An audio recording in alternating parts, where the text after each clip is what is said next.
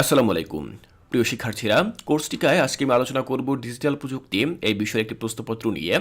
তোমাদের আগামীকালকে যাদের এই বিষয়ের পরীক্ষা, তোমরা এই প্রশ্নপত্রটি দেখতে পারো, দেখলে ধারণা পাবে যে কিভাবে মূলত তোমাদের বার্ষিক পরীক্ষা প্রশ্নপত্র হতে পারে।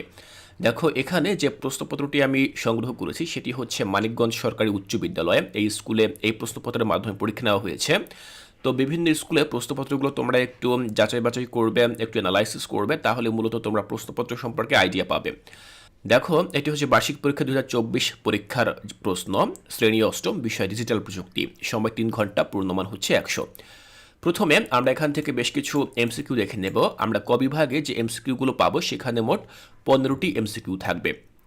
তো 15টি এমসিকিউর মধ্যে কি কি এমসিকিউ রয়েছে তোমরা এখান থেকে দেখে নিতে পারো, চাইলে স্ক্রিনশট রেখে দিতে পারো। এগুলো কিন্তু খুব সহজ এমসিকিউ, এগুলো কিন্তু খুব একটা কঠিন এমসিকিউ না। তোমরা এখান থেকে যে এমসিকিউগুলো দেখতে পাচ্ছ, তোমরা তোমাদের বই থেকে এই প্রশ্নের উত্তরগুলো সংগ্রহ করতে পারো।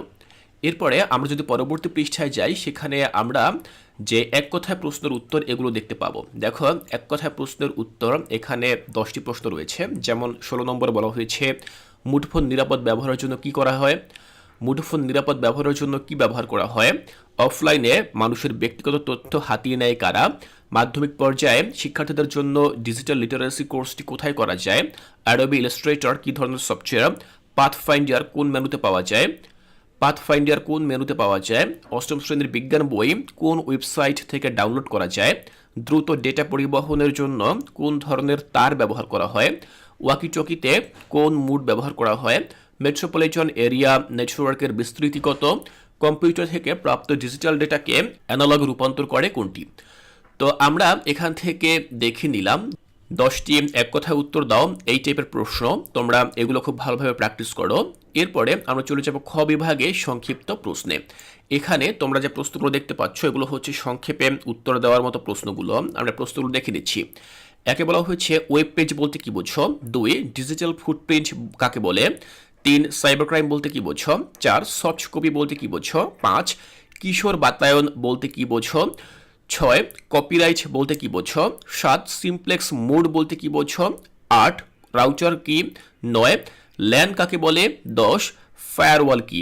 তো আমরা এই যে প্রশ্নগুলো দেখতে পাচ্ছি, এখানে মোট 10টি প্রশ্ন থাকবে। প্রতিটি প্রশ্নের মান হচ্ছে 2 করে। সেক্ষেত্রে 10টি প্রশ্নের জন্য তোমরা সর্বমোট 20 নম্বর পাবে। তো এই গেল আমাদের সংক্ষিপ্ত প্রশ্নের উত্তর। এবার আমরা দেখব রচনামূলক অংশ।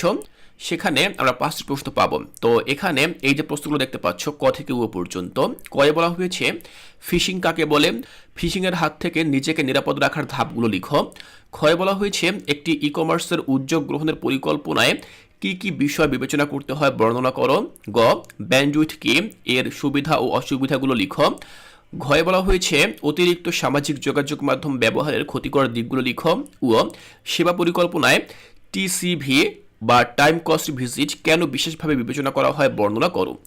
তো এই যে প্রশ্নগুলো দেখতে পাচ্ছ এগুলো হচ্ছে একটি রচনামূলক প্রশ্ন। এখান থেকে তুমি যে কোনো 3টি প্রশ্নের উত্তর লিখবে। প্রতিটি প্রশ্নের মান হচ্ছে 5 করে। 3টি প্রশ্নের জন্য তুমি সর্বমোট 15 নম্বর পাবে। তো আমরা এই অংশটুকু দেখে নিলাম। এবার আমরা যে রচনামূলক অংশ রয়েছে সেটি দেখে নেব। দেখো, এই হচ্ছে রচনামূলক অংশ। এখানে তুমি দৃশ্যপট নির্ভর প্রশ্নগুলো পাবে। এখানে দৃশ্যপট নির্ভর প্রশ্নগুলো রয়েছে। 1 নম্বরে বলা হচ্ছে চাকরি প্রার্থী লামিয়া সামাজিক যোগাযোগ মাধ্যমে বেশ সক্রিয় এবং সে তার ব্যক্তিগত জীবন, পছন্দ, মতামত এবং রাজনৈতিক বিষয়ে তার ভাবনা প্রায় প্রকাশ করে। তবে সে তার পোস্ট সম্পর্কে এবং পোস্টের গোপনীয়তার সেটিং সম্পর্কে খুব একটা সচেতন নয়। একটা নামকরা কোম্পানির চাকরির ইন্টারভিউ দেওয়ার সময় কর্তৃপক্ষ তার ডিজিটাল ফুটপ্রিন্ট পরীক্ষা করে। এর ফলে তার চাকরি পাওয়ার সম্ভাবনা ঝুঁকিতে পড়ে। আমরা একটি দৃশ্যপট দেখে নিলাম। প্রশ্ন করা হয়েছে ক লামিয়ার ডিজিটাল ফুটপ্রিন্ট কিভাবে তার চাকরি পাওয়ার সম্ভাবনায় প্রভাব ফেলে, ব্যাখ্যা করো। খ এই সমস্যা এড়াতে লামিয়া কি ধরনের পদক্ষেপ নিতে পারে বলে তুমি মনে করো, বর্ণনা করো। তো ঠিক এভাবে তোমাদের বিভিন্ন দৃশ্যপট দেওয়া থাকবে এবং তার বিপরীতে 2টি করে প্রশ্ন দেওয়া থাকবে। তোমরা সেই দৃশ্যপটের আলোকে প্রশ্নগুলোর উত্তর লিখবে ক এবং খ। প্রতিটি প্রশ্নের মান হচ্ছে 8 করে। তোমাকে মোট 5টি প্রশ্ন লিখতে হবে। 5টি প্রশ্নের মধ্য থেকে তুমি 5টি প্রশ্নের জন্য তুমি সর্বমোট 40 নম্বর পাবে। তো এখানে দেখো আরো কিছু প্রশ্ন রয়েছে। এই হচ্ছে বাকি প্রশ্নগুলো 2, 3, 4, 5, 6, এরপর রয়েছে 7। এই 7টি প্রশ্নের মধ্য থেকে তোমাকে মূলত 5টি প্রশ্নের উত্তর লিখতে হবে। তুমি চাইলে এখান থেকে একটা স্ক্রিনশট রেখে দিতে পারো, যাতে করে তুমি বাসায় বসে এই প্রশ্নগুলোর উপরে ভালো প্রস্তুতি নিতে পারো।